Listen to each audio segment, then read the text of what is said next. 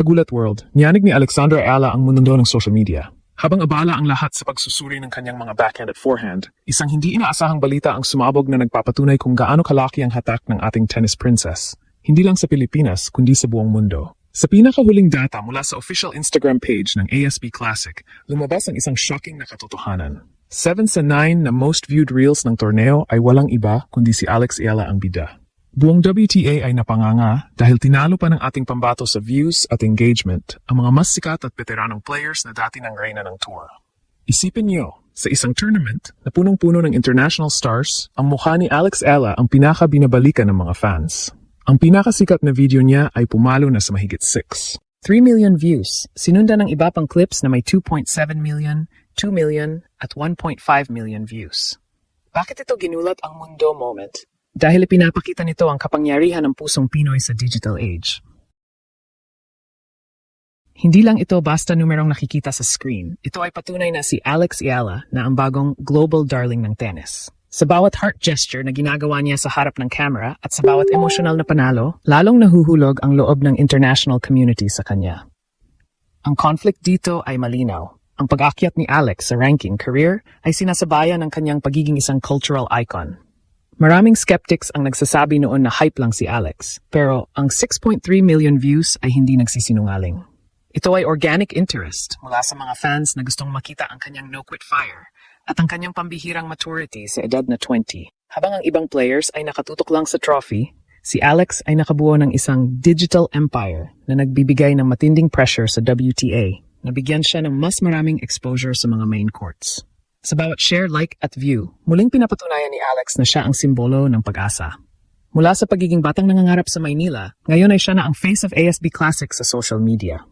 Handa na ba ang WTA sa Ayala era? Dahil kung sa Instagram pa lang ay ganito na siya kadiin humataw, paano pa kaya kung hawak na niya ang kanyang unang Grand Slam title? Ang buong mundo ay nakatitok, at ang bawat scroll sa feed ay nagpapaalala. Ang Pilipinas ay narito na, at si Alex Ayala ang ating pambato na yayanig sa kasaysayan.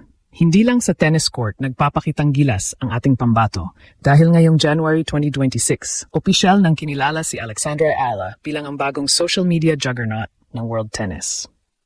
Habang ang ibang mga star players ay hirap makakuha ng engagement, si Alex ay tila may hawak na remote control sa algorithm ng Instagram. Sa isang nakakalulang revelasyon mula sa official page ng ASB Classic, lumabas na ang ating tennis princess, ang sentro ng atensyon ng buong mundo.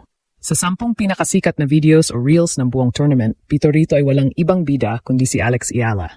Ito ang tinatawag nating digital takeover na yumanig sa mga opisina ng WTA.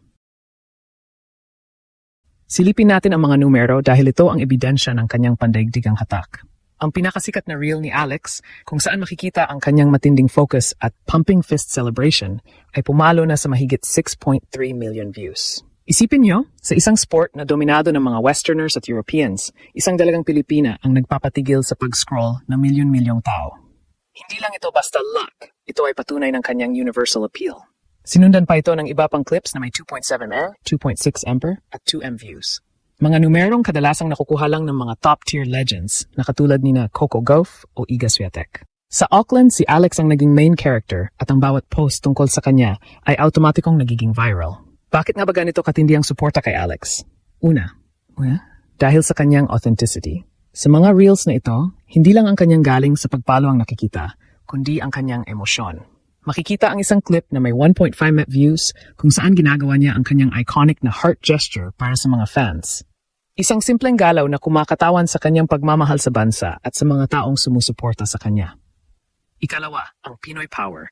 Alam ng buong mundo na kapag may Pilipinong lumalaban, ang buong bansa ay nakasuporta. Ang bawat comment section ay puno ng bandila ng Pilipinas, dahilan para lalong i-push ng Instagram algorithm ang kanyang mga videos sa global feed. Ang shock factor. Dito ay ang katotohanang mas pinapanood si Alex kaysa sa mga players na mas mataas ang ranking sa kanya. Ipinapakita nito na ang tennis world ay gutom sa bagong mukha, bagong kwento at bagong inspirasyon. Si Alex ang sagot sa gutom na iyon. Habang ang iba ay nakatutok lang sa puntos, si Alex ay nakabuo na ng isang koneksyon sa kanyang audience na hindi kayang bayaran ng kahit anong sponsorship. Ito ang simula ng tinatawag nating The Ayala Influence. Sa bawat view na dadagdag, lalong tumitibay ang kanyang posisyon bilang isang global sports icon. Hindi lang simpleng likes ang hatid ng milyon-milyong views ni Alex Ayala sa Instagram. Ito ay isang malakas na mensahe na hindi na pwedeng baliwalain ng WTA at ng mga tournament organizers. Sa mundo ng professional tennis, ang star power ay kasing halaga ng ranking. Kapag ang isang player ay kayang humatak ng mahigit 6.3 million views sa isang Reels, automatiko siyang nagiging business asset. Ipinapakita ng image na 7 sa 9 na most viewed Reels ng ASB Classic ay puro tungkol sa kanya na nagbibigay ng matinding pressure sa mga organizers na ilagay siya sa mga primetime slots at sa pinakamalalaking courts. Bakit?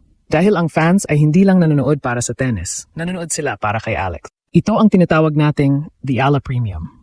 Dahil sa kanyang viral status, mas madali na para kay Alex na makakuha ng mga main draw wildcards sa mga susunod na malalaking torneo. Ang mga sponsors at tournament directors ay nag-unahan sa mga players na may mataas na marketability. Sa bawat 2.7 million at 2M views na naitatala ni Alex, pinatutunayan niya na siya ang golden goose ng Asian tennis. Hindi na kailangang magmakaawa ng Pilipinas para sa atensyon. Ang mundo na mismo ang lumalapit sa atin. Ang conflict dito para sa ibang players ay malinaw. Kahit mas mataas ang ranking nila, mas sikat at mas mahalaga sa mga advertisers ang ating pambato. Makikita sa mga clips na ito ang iba't ibang mukha ni Alex na kinahuhumalingan ng fans. Mayroong reel na may 2.6 meter views kung saan makikita ang kiss cam o ang lighthearted moments sa stands at ang viral heart gesture clip na may 1.5 m views. Ang mga sandaling ito ang nagpapakita na si Alex ay relatable. Hindi siya isang malamig na robot sa court. Siya ay isang batang nangangarap na may pusong tapat sa kanyang pinagmulan. Ang ganitong klaseng emotional connection ang dahilan kung bakit ang kanyang engagement rate ay mas mataas pa sa mga Grand Slam champions. Ang bawat double tap sa kanyang video ay boto ng tiwala mula sa global tennis community. Ngunit may kaakibat din itong hamon. Habang lumalaki ang kanyang digital footprint, lalong tumitindi ang pressure na mag-perform sa loob ng court. Alam ni Alex na ang 6.3 million views ay dapat tumbasan ng mga panalo. Ito ang career versus influence battle. Pero sa halip na manghina, ginagamit ni Alex ang suportang ito bilang gasolina. Ang ingay sa social media ay nagsisilbing proteksyon niya laban sa mga kritiko. Kapag ang buong mundo ay nakatitig sa iyong bawat galaw, wala kang ibang opsyon kundi ang maging mahusay. Si Alex Ayala ay hindi lang naglalaro para sa points. Naglalaro siya para sa bilyon-bilyong netizens na naghihintay ng kanyang susunod na viral moment. Dahil dito, ang WTA ay nagsisimula na ring baguhin ang kanilang marketing strategy sa Asia. Nakikita nila na si Alex ang susi para mabuksan ang market ng Southeast Asia. Ang pagiging digital queen niya ay hindi lang para sa kanyang sarili, kundi para sa buong rehiyon. Ang tanong ngayon, hanggang saan kaya dalhin ni Alex ang impluwensyang ito? Sa susunod na part, tatalakayin natin ang long-term implications ng kanyang kasikatan at ang ating konklusyon para sa Ala era.